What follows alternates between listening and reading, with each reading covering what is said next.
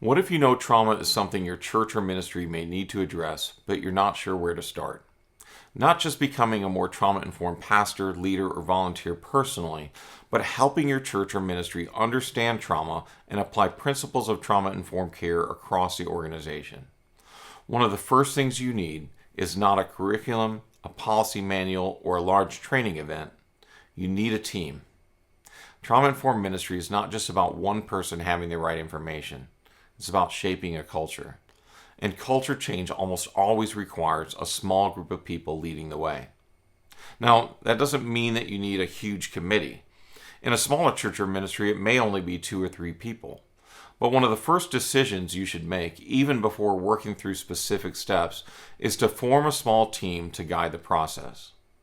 First, a team helps move trauma-informed ministry from an aspiration to someone's responsibility.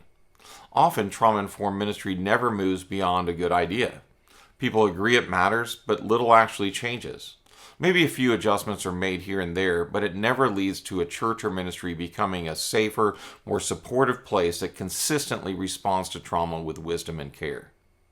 Becoming a trauma-informed organization involves developing a common understanding of trauma, preparing to respond well to the effects of trauma, shaping policies, procedures, and ministry practices, and even thinking carefully about how biblical truths are applied in teaching and preaching. That kind of change requires a plan and people responsible for carrying it out. Without a team, trauma-informed ministry can easily become something that everyone agrees is important, but no one is actually responsible to lead. A team creates ownership. It keeps the conversation moving. Second, you need more than one perspective.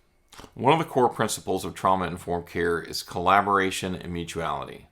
We're not making decisions in isolation. We're bringing together different perspectives so that the ministry is shaped by the people who know the needs, experience the systems, and will be responsible for carrying them out.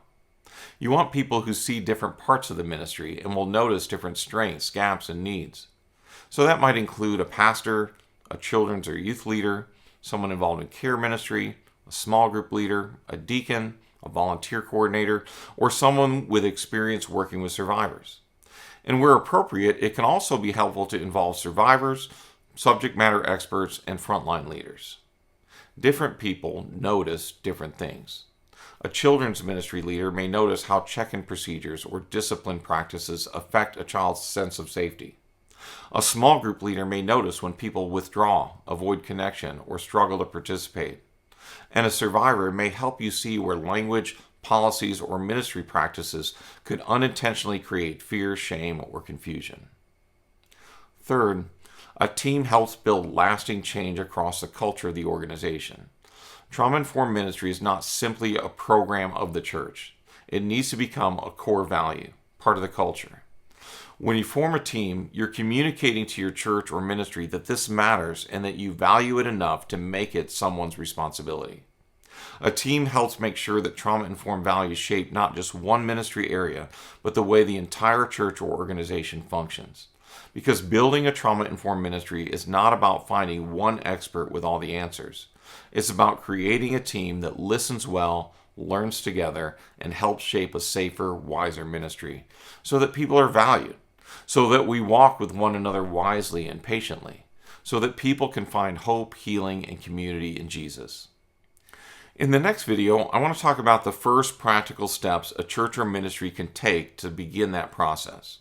For now, take a moment to think about who the first 2 or 3 people in your church or ministry might be that you would want to begin that conversation with. And for more resources on trauma-informed ministry, visit hopescompanion.org/links. Thanks for watching.